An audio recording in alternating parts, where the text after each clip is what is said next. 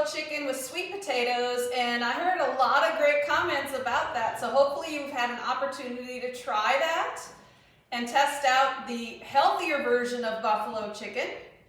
Today we're going to be making something with leftovers, which is what I love to do. We're going to be making it's called crock pot salsa chicken, but we're going to actually use it in a couple different ways, and I'll show you at the end. We're going to be doing a fat lesson along with that today, because by that healthy substitution, we are saving half the fat, half the calories, and half the carbs, which if you're a carb counter, that's really important.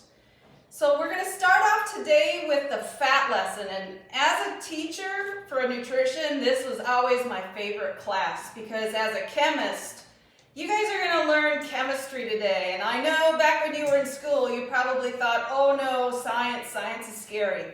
But it's actually really kind of cool to understand how fats work inside your body and the differences between good and bad, because there is a difference. We're going to start off today with saturated fat. Saturated fat is a solid at room temperature, and I have a little handy dandy marker board here. So as you can see at the top, I put sat. That's saturated. Saturated fat is every carbon wants 4 bonds. It wants 4 hydrogen, okay? So if I have a carbon and I have a hydrogen on every carbon, it's saturated, meaning it's at room temperature, a solid. So a good example of that is butter. Butter is a saturated fat. Butter is natural. I mean, there's nothing in it but milk, cream, and salt. So it's actually not a bad thing in the right amounts. So saturated fat, you want less than 10% of your diet in saturated fat. Some common places where you find saturated fat. Fat is in beef, it's in cheese, it's in milk, it's in yogurt. Let's see, it's also in palm oil, coconut oil. The problem with too much saturated fat is it raises the bad cholesterol. Remember the last few weeks I said there is an HDL, which is our happy, healthy. Saturated fat increases the LDL, which we call the lousy cholesterol. We want that number when you go to the doctor for your physical, you want that number to be low. So if you eat too much of this type of fat, it actually gets stuck in your arteries, and if you have any plaque buildup, it can cause blood flow to cause that heart to go, wait a minute, I'm not getting any blood, and you could have a heart attack, which we don't want. And if you think about that, blood sugar, remember I said that increases your risk of heart disease? If you eat too much saturated fat, that's what can happen. So we're trying to prevent that. So that's a saturated fat. Now, that is what we consider a bad fat. So saturated is bad. But there's actually one out there that's even worse, and it's called trans fat. Trans fat is where the food industry decided, you know what, we want to increase the shelf life of the product so we don't lose money.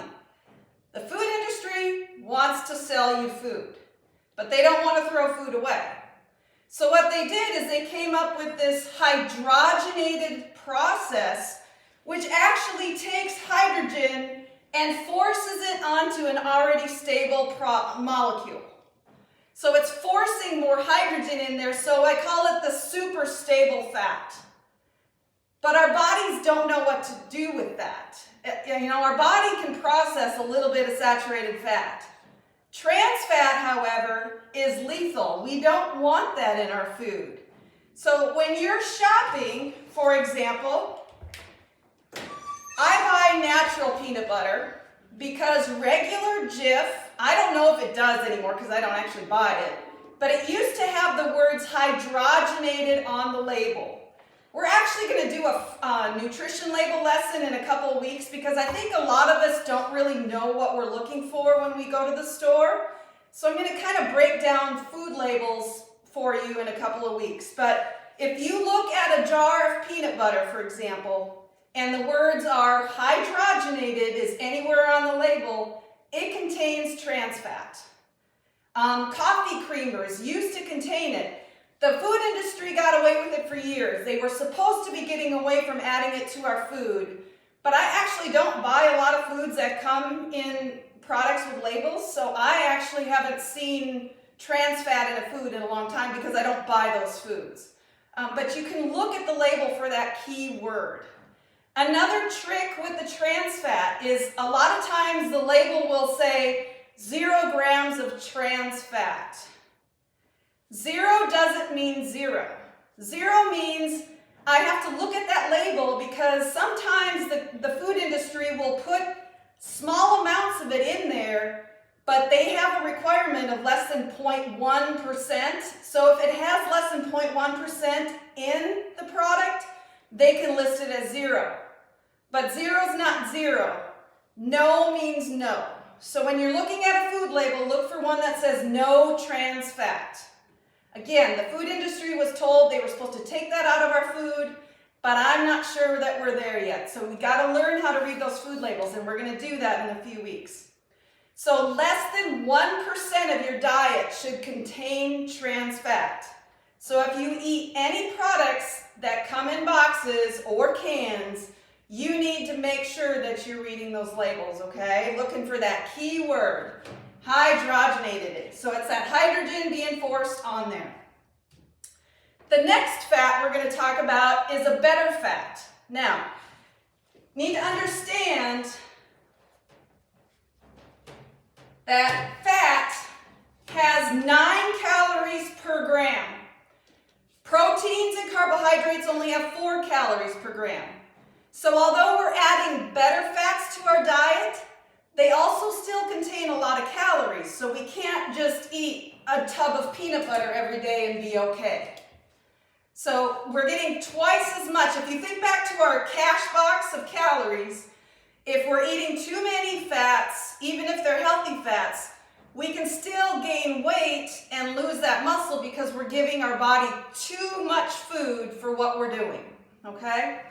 So 9 calories per gram. But there's a better fat, and that's called monounsaturated fat.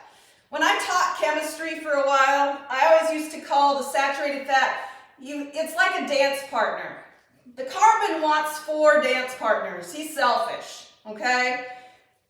If you're a monounsaturated fat, you have, and I don't know if you can see this, but you have 1 double bond here, but you also are missing something there. So when you eat something like olive oil, I brought some from home, olive oil actually helps give it what it needs, and then it helps get that out of your body. So the healthy fats are kind of like the toilet flushing. It's getting rid of the stuff we don't want. If you've ever seen a commercial, where's my Dawn? Dawn takes grease out of your way. Anybody ever see that? Or have ever seen the commercials where they use Dawn to wash birds if they've been affected by an oil spill in the ocean? Dawn takes grease out of the way. So Dawn is a lot like the olive oil. The Dawn is reacting and flushing that oil because it's filling a bond that's open. Same way as olive oil works in your body. So one of the benefits of that is it reduces that LDL, the lousy, but at the same time increases the happy HDL cholesterol. It is a liquid at room temperature, so you can tell if it's a monounsaturated or a polyunsaturated, which we're going to talk about because it's a liquid. If I put this olive oil in the refrigerator, it doesn't get solid like butter, but it does get a little thicker and a little more opaque. But it is liquid at room temperature. So we want 25 to 35% of our fat calories, our 9 calories per gram calories, from healthy monounsaturated fats. It's found in peanut oil, avocados, we talked about avocado mayo last week, olives, we're going to add some olives to our meal today. Nuts, peanuts, so nut butters, as long as they aren't full of hydrogenated fats, are good sources of omega-3s or healthy fats. Another example is the polyunsaturated fats. Now poly, mono means one, poly means two. So that just means we have two unsaturated bonds. So we get double the power of something attaching our Dawn and flushing it out of the way. An example of that, I found this on the counter, soybean oil. I don't use soybean oil. I use avocado oil and olive oil. Olive oil is a low heat oil. Avocado oil is a high heat oil, or I use peanut oil. I try to stay away from the polys more so because the ratio of omega-6 to omega-3s is a little bit off. I really try to focus on the monounsaturated fats. So examples of those are soybean oil, corn oil, walnuts, sunflowers, salmon, tuna, herring, trout. These are still liquid at room temperature, okay? 25 to 35% of our calories should come from that source of oil, okay? These also help lower the bad cholesterol and increase the good cholesterol, okay? Some examples of how I cook at home. I have this in my cupboard, but I never use it. It's a spray bottle of olive oil. So instead of adding butter to a pan, I usually use peanut oil or avocado oil. But if you just need to coat something, you could do spray and save a lot of calories and yet still get the right fats in your diet. I also have one of these, and it's basically, I take the olive oil, it's kind of wore off. You put olive oil, I have one for olive oil and avocado oil, so I pump it up and I spray my pan before I cook with it. Some of my pans specifically say don't use olive oil, so I have avocado oil in one and olive oil in the other. If I make something like popcorn, instead of putting butter on my popcorn, I make my popcorn, I pump up my olive oil spray and I spray my popcorn, I put a little dab of salt on it, and it tastes really good. So a couple of options to save some calories of fat when you're cooking at home. Let's see. One of the things we're going to do today is we're going to supplement and substitute ricotta cheese for the cream cheese. And I put in the notes that I didn't want you to buy the low-fat version. The reason for that is when we cut the fat out of food, fat gives food flavor. So the food industry is like, well, people aren't going to like it if it's fat-free, so we've got to do something to it. So when you take a fat and you remove the flavor, like the ricotta cheese, they have to put something else in there. And the food industry usually adds salt or they add sugar. So if they do both of those things, if I have a client who is diabetic, if they add sugar to it, that doesn't help them. If I have a client who has high blood pressure and they add more salt, that doesn't help them. So I always buy whole fat and then I just kind of water it down. Works better, it melts better, it tastes better. And again, I can have saturated fat, I just can't have a lot of it. So for example, if you have a client that wants bacon for breakfast, and then they turn around and they want ham on their sandwich at lunch, and then for dinner they want a cheeseburger, that's probably, none of those foods are bad. It's the fact that you've had all of them in one day. So everything in moderation. If I want those foods, maybe I should have bacon one day and then have something healthier for lunch and dinner, maybe a plant-based dinner or the buffalo chicken, which is a low saturated fat meal, instead. And then the next day I could have the ham sandwich for lunch. Maybe that day, if I have bacon for breakfast, maybe I have a peanut butter and jelly sandwich for lunch, so I'm getting good fats, bad fats. Again, and then the cheeseburger, nothing wrong with it, as long as the rest of your day you plan around that. That's going to be basically your saturated fat meal for the day, okay? I hope that makes sense.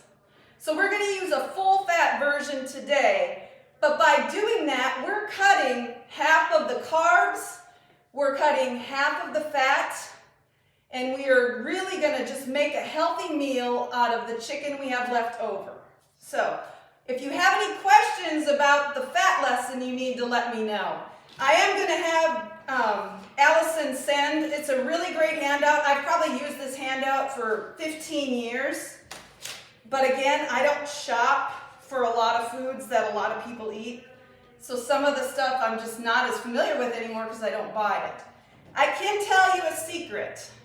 My nutrition exercise physiology professor in college had a rule of thumb, and it was the rule of 3. If you're looking at a food label and there's more than 3 ingredients on it, it's toxic waste. So when you look at this, for example, it is peanuts, sugar, palm oil, and salt. I prefer to buy the nut butters that don't have any sugar in at all because I don't want added sugar in my diet. But this one has 4 ingredients. If I could just throw that sugar out of there and have nothing but the peanuts and the salt, I'd have something. I'd have to stir it, but just think how many calories you burn when you have to stir that peanut butter, right? Okay. So I believe in having everything in the most natural state. 3 ingredients or less toxic waste. Our body knows what to do with it. So we're going to take what we had last week, which is our leftover chicken, and we're going to make a salsa. Now it says crock pot, but since we made this ahead of time last week, I just threw it in the freezer and pulled it out yesterday. But you can easily just take the raw chicken. Now, if you're doing chicken that is frozen, you have to realize that the chicken that has been frozen is frozen in a sodium broth. There is also going to be sodium. There is 230 milligrams of sodium just in the salsa. Let's look at the label for there's 55 milligrams in the ricotta. So if you are using frozen chicken, you just have to remember that there's also going to be sodium in there. So it's sometimes better to use the fresh chicken because then you cut out that extra sodium. Again, it depends on your clients and their dining plan. If you have to watch sodium, that's one way where you can cut it very easily, just by the ingredients you buy. So we're going to take this chicken again, like we did last week. I've got my handy dandy broth that I saved from last week because I like to reuse things. If you have a client that doesn't like spice, if you have those GERD clients, you could make the chicken, and instead of using the Greek yogurt like we did last week in the mayonnaise, we could try the ricotta cheese and some broth and just puree it down for them until it's the right consistency. You don't have to add the salsa. So what I'm going to do is I'm going to shred up this chicken. I'm going to add my salsa, which it says 24 ounces, so I'm not even going to measure. I'm just going to dump that in there because it's half of that jar. What I'm going to do is I'm going to add that cream cheese. Well, I'm not using cream cheese. I'm using ricotta. And I'm going to shred that up, and I'm going to just throw it in the microwave because I already cooked the chicken. If I was doing it in the crock pot, I would just put it in the crock pot. You can also add, if you are doing it from scratch, you could add just a little dash of olive oil like we did to the shredded chicken recipe, just to kind of give it that little omega-3 boost that we need, and it would kind of smooth out that chicken a little bit. So what we're going to do is we're going to warm that up, and we're going to shred it and puree it nice and fine. Then we have some options, and I'm going to show you what those are. Because I like to have one recipe that I can do many things with. So one option is going to be taking one of our corn tortillas. Once we have the shredded chicken, we could put a little bit of it on a corn tortilla with a little bit of cheese, and I can toast it in the oven and broil it for 3 minutes. When I'm done broiling it, I can take the chicken, I can take a little bit more cheese, I've got some lettuce, which is a great thing to add, I've got some peppers and some onions, and I can just put them on a cookie sheet and then, toast them up, Give them all a little bit of color with our toppings. Olives are a great source of omega-3, so we can put a few of those on there. Not everybody likes olives, but they're a great omega-3. And I can just toast them. What we're going to do is we're going to make enchiladas out of them. So once I get my chicken shredded, which I should have done this ahead of time, but I didn't, I'm going to take my shredded chicken and I'm going to put it inside my corn tortilla. I'm going to roll it up and I'm going to line them up in the pan. Once I've got them lined up in the pan, I'm going to take my leftover salsa, I'm going to drizzle that on top, and I'm going to bake them until the cheese inside melts. It's probably 15 or 20 minutes at 350. Once they're done, then I can take my toppings and I can sprinkle them on top, and then you can pick and choose which topping you want, or you just serve them one at a time and then let the clients put the toppings on of their choice. It's kind of like a taco bar that way, right? So there's some fun different things that we can do with it, but the main thing is to get the chicken the way that the clients can eat it. But again, by making that one substitution, we're saving a lot of calories and we're boosting that protein, which again, remember those hills and valleys, we're trying to stabilize that blood sugar with good choices, right? Does anybody have any questions? Did I talk too fast? Because fat is my favorite lesson, if you couldn't tell. I love chemistry. Chemistry's fun. If you have any questions, remember you can go ahead and type it in the chat, or you can unmute yourself right now. And if we do that, please do it one at a time. Now's a great time to ask Lynn anything you want to know about her lesson. Everybody's quiet. Everybody is a phenomenal scientist then, so they all understand the chemistry behind fat now. Doesn't look like anybody's got any questions. That's a good thing. So thank you for joining today. Oh, do you have a question, Jen? I do have a question. Okay. If you're faced with something that you have on your shelf, should you choose the thing that has more salt or the thing that has the bad fat? What's more heart healthy if you had to choose one, I guess? I would always stay away from the trans fat. Okay. Because sodium, you can still cut other ways. If you think back to, I think it was the late 80s, early 90s, that was when the whole low-fat diet craze was out there. And I worked in cardiac rehab for 9 years. So all the heart doctors were trying to get people to eat low-fat diets. Then what happened is they realized that people's cholesterol wasn't going down and the incidence of heart attacks wasn't decreasing. And all of a sudden they're like, wait a minute. And they started to break it down, and like, that's when you started to see the triglycerides, the HDL, the LDL. They finally realized, wait a minute, we have to have a certain amount of fat in our diet because fat serves a purpose. Remember last week I said omega-3s help our brain? The fats do provide insulation. They also help with hormone control. So we need a certain amount of fat in our diet. And that's when they started realizing, wait a minute, it's not the fat in our diet, it's the sodium and the sugar. And so now the main focus is plant-based diets to decrease the saturated fats, increase the good fats, but then by lowering the sodium and the amount of sugar people intake, we're finding that heart disease is going down. Now, I worked in cardiac rehab for 9 years, and I had, the youngest person that I had a major heart attack was 29. So if you think I'm not old enough for that to happen, if you don't take care of yourself, it can happen to anybody. And especially if you have it as a history in your family.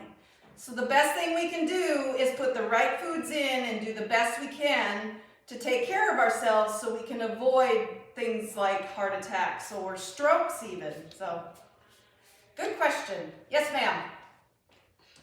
So I pulled up an image. I want to show it. Before our meeting, Lynn mentioned to me that she'd like to have like a fat model. And I have a picture of it, of a 5 pounds of fat. And I wanted to show that. It's more meaningful when you have it in person, but thought it was interesting. There it is. There she So, is. Yep. 5 pounds of fat. Just think about it. If you think about that, remember we did the fat to muscle ratio? 5 pounds of fat takes up a lot of space, but 5 pounds of muscle, girl, that makes you look good. I'm telling you. I just thought I'd share that because I thought there Thank you, yeah. It's always a good visual if I can hold that up to my stomach and say, this is what you don't want. Yep. Yep. Good questions. Thank you for sharing that. Anybody else? So read your ingredients, 3 ingredients or less. Hang on, Jen has another question. That's what I'm here for. Out of the healthy fats, when you're cooking, say, vegetables, which one, I guess you could say, which one gets into the vegetables fastest, do you know? Allows them to cook more evenly or anything? I don't honestly know if it gets in faster. I know if I'm roasting vegetables, I usually spray them with my olive oil. Okay. If I'm making a stir fry, because stir fry is usually at a higher heat, I use my avocado oil. Okay. If I'm cooking, this is a fun story. So when my son was a senior and graduated from high school, he went to Minnesota, I'm from Minnesota, to stay with my mom who was having surgery on her hand. She had surgery on her wrist, so she wasn't going to be able to take care of herself. So he went, after he graduated, to take care of Grandma. And one day I received a text from him, Mom, how do I make substitutions and make healthy cookies? And I'm like, just out of the blue, I'm like, and so I sent him, replace the fat with some applesauce, and I was listing all the things that he could do to make cookies. And his next text message was, Mom, I can't even eat the Blasto butter popcorn that Grandma ate because it's full of trans fat. You've ruined me, I blame you. So in my mind, I'm like, I haven't ruined him. I have an 18-year-old kid who knows how to read a food label, wants to eat healthy. I mean, to me that was a win-win, but he thought I ruined his life because I taught him how to read a food label so he wouldn't eat it. So Grandma wasted her money on Blasto butter popcorn. So that's my funny fat story. I have lots of them, but that's one that I really remember because most kids don't even know what a food label is or a serving size, and my kids are well-versed on how to do all of that. So I was pretty proud of that. That was a proud mom moment for me. So. Any questions? All right, so go out there and read those food labels best you can. Again, we'll cover some food labels in a couple weeks because I just really think we need to spend some time doing that. But look for those healthy ingredients, 3 ingredients or less, so it's not toxic waste. I think it's worth the time to eat a little cleaner because we'll feel better if we do, okay?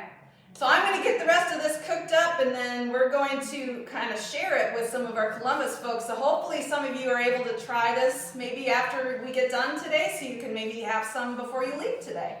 Otherwise, enjoy. Next week we're going to do protein breakfast bars using up the rest of our ricotta cheese so we're not wasting the ingredients.